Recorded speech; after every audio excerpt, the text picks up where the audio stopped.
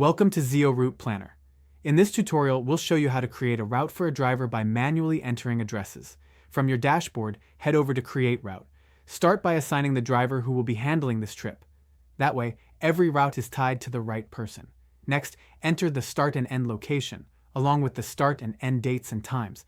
This makes sure the route fits perfectly into the driver's schedule, avoiding unnecessary downtime and keeping the journey on track.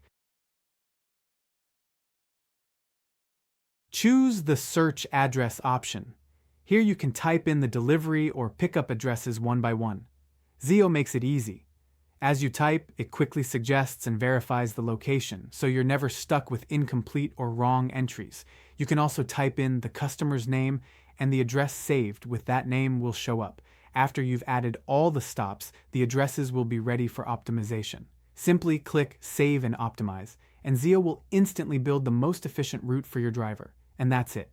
You've just created a fully optimized route using manual address entry with Zeo Route Planner.